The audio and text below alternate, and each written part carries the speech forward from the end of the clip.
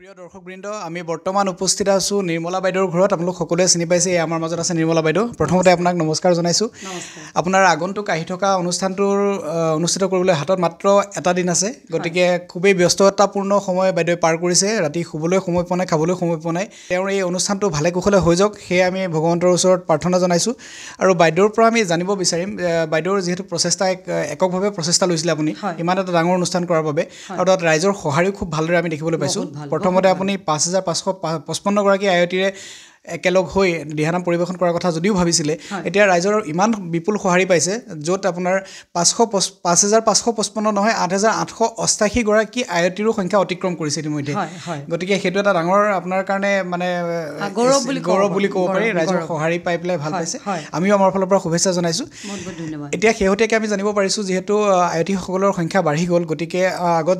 যি স্থান নিৰ্ধাৰণ কৰা হৈছিলে গোটেই অনুষ্ঠান ভাগ কৰিবৰ কাৰণে সেই স্থান ভাগ এতিয়া আপোনাৰ সলনি কৰিছে বুলি আমি গম পাইছো গতিকে সকলোৰে সুবিধা হোৱাকে আমি সেই স্থান ভাগৰ সম্পৰ্কে আপোনাক অকণমান কৈ দিবৰ কাৰণে অনুৰোধ জনাইছো আৰু কেনেকুৱা ধৰণে আয়তিসকলে আহি তেওঁলোকৰ অনুষ্ঠান পৰিবেশন কৰিব বা ক'ত কেনে ধৰণে গাড়ী পাৰ্কিঙৰ সুবিধাখিনি কৰিছে গোটেই কথাখিনি অকণমান আগতীয়াকৈ কৈ দিলে হয়তো আয়তিসকলৰ অকণমান সুবিধা হ'ব বা ৰাইজে ভাল পাব সেই কথাখিনি আমি আপোনাৰ পৰা জানিব বিচাৰিছো নিশ্চয় সৰ্বপ্ৰথমে ৰুচেংৰি সাংস্কৃতিক গোষ্ঠীৰ তৰফৰ পৰা অহা আপোনালৈ অশেষ ধন্যবাদ জনাইছোঁ কথা হৈছে মোৰ মনত এটা কল্পনা আছিলে কল্পনাটো আছিলে এনেকুৱা ধৰণৰ যে শিৱসাগৰত বিশেষভাৱে শিৱসাগৰত যিহেতু গম পায় যে দিহানামৰ প্ৰতিযোগিতা প্ৰত্যেক ঠাইতে হৈ থাকে নহয় জানো গতিকে আমি ভাবিলোঁ মনতে মই কল্পনা কৰিলোঁ যে দিহানাম হৈ থকাতকৈ আমি যদি সকলো আই মাতৃ একেলগে মিলি এষাৰি দিহানাম গাওঁ কেনেকুৱা হ'ব এই কল্পনাটো কৰাৰ পাছতে 2-3জন ব্যক্তিৰ লগত কথাকে আলোচনা কৰিলোঁ প্ৰত্যেকে ক'লে যে এইটো খুব এটা সুন্দৰ আলোচনা বা সুন্দৰ খুব চিন্তাধাৰা তো আপুনি আগবাঢ়িব পাৰে এই কথাটোক লৈ তাৰপাছত কমে আমি শিৱসাগৰতে ভাবিলোঁ 5500 আয়তিক একত্ৰিত কৰি এষাৰি নাম গোৱাৰ 5500 অতিক্ৰম কৰি 7000 তাৰপিছত 8888 বৰ্তমান এতিয়া অতিক্ৰম কৰি গ'ল আৰু এটা কথাই ভাল লাগিছে যে সদৌ অসমৰ ৰাইজে গুৱাহাটী তেজপুৰ এইফালে আপোনাৰ লখিমপুৰ ধেমাজি মাজুলী এইফালে আপোনাৰ তিনিচুকীয়া ডিব্ৰুগড় ৰূপাই চৰাইদেউ মৰাণ তিলৈ এইফালে আপুনি আহক আপুনি যোৰহাট কাজিৰঙা চিনামৰা কৰঙা তিয়ক বনাই আমাৰ নিজৰখিনিতো আছে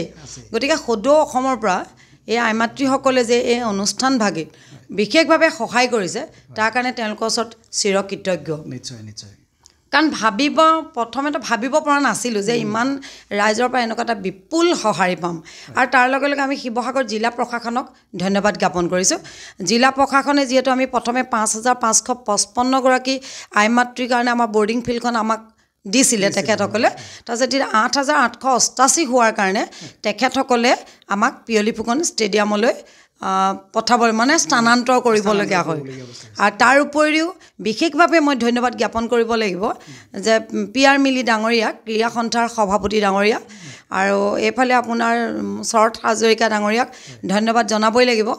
আৰু মজুমদাৰ ছাৰক ধন্যবাদ জনাবই লাগিব কাৰণ তেখেতসকলে ফিল্ডখনো আমাক তাৎক্ষণিকভাৱে দিলে আৰু অহা যোৱাৰ ক্ষেত্ৰত মই ভাবোঁ ডিব্ৰুগড় তিনিচুকীয়া যিফালৰ পৰা আহিব তেখেতসকলে শিৱসাগৰ KP চাৰিআলি পৰা অকণমান আগলৈ গৈ এখন ফিচাৰী আছে ফিচাৰী ফ্ৰণ্টতে বাওঁহাতে ঘূৰিলে তাতে পিয়লি ফুকন ষ্টেডিয়ামখন পাব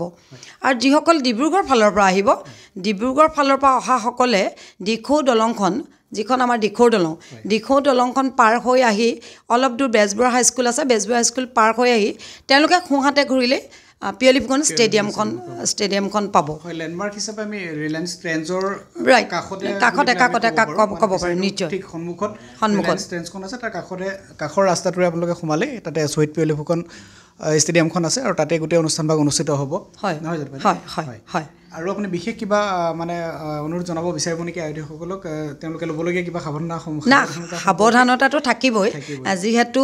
ইমান ডাঙৰ এটা অনুষ্ঠান নহয় জানো অনুষ্ঠানটোলৈ আমি সেইকাৰণে প্ৰত্যেক ঠাইলৈ যাওঁতে তেখেতসকলক এটা কথা কৈছিলোঁ যে পৰাপক্ষত আপোনালোকে ডাঙৰ বেগসমূহ লগত লৈ নাহিব কাৰণ যিহেতু আমি বুক অফ ৰেকৰ্ডত নিজৰ নাম অন্তৰ্ভুক্ত কৰিবলৈ আমি গৈ আছোঁ গতিকে যাতে মই ভাবোঁ তেওঁলোকে খুব সুন্দৰভাৱে পুৱা 8 বজাত ফিল্ডত 7 বজাতেই ফিল্ডত প্ৰৱেশ কৰিবলৈ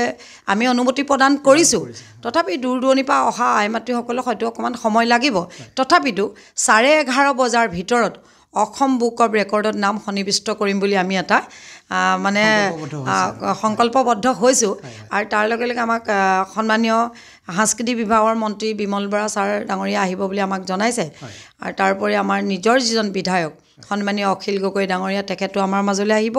আৰু এই অনুষ্ঠানভাগ শুভ উদ্বোধন কৰিব শ্ৰী শ্ৰী আউনীআটী সত্ৰ সত্ৰাধিকাৰ ডক্টৰ পীতাম্বৰ দেৱ গোস্বামী প্ৰভু ঈশ্বৰেও এই অনুষ্ঠানভাগ শুভ উদ্বোধন কৰিব গতিকে মই ভাবোঁ এইটো অসমত বিশেষভাৱে অসমত পোনপ্ৰথমবাৰৰ বাবে শিৱসাগৰ জিলাত বিশেষভাৱে শিৱসাগৰ জিলাত 8,888গৰাকী আই মাতৃয়ে একেলগে দিহানাম পৰিৱেশন কৰিব সেইটো আমাৰ শিৱসাগৰবাসীৰ বাবে গৌৰৱ সেইটো অকল যুগলবন্দী সাংস্কৃতিক কলা কেন্দ্ৰৰ গৌৰৱ নহয় সেইটো শিৱসাগৰবাসীৰ বাবে গৌৰৱ হয় নিশ্চয় প্ৰিয় দৰ্শকবৃন্দ আপোনালোকে এতিয়া অনুমান কৰিব পাৰিছে যে আপোনালোক শিৱসাগৰলৈ যেতিয়া আহিব কোনফালৰ পৰা আহিলে আপোনালোকে এই অনুষ্ঠানভাগ অনুষ্ঠিত হ'বলগীয়া ষ্টেডিয়ামখন পাব সেই সম্পৰ্কে নিৰ্মলা বাইদেৱে খুব সুন্দৰকৈ আপোনালোকক বুজাই দিলে আৰু আমি আশা কৰিছোঁ আপোনালোক সকলোৱে সময়মতে আহি উপস্থিত হ'ব আৰু অনুষ্ঠানভাগত যোগদান কৰি অসম বুক অফ ৰেকৰ্ডছত নিজৰ নামটো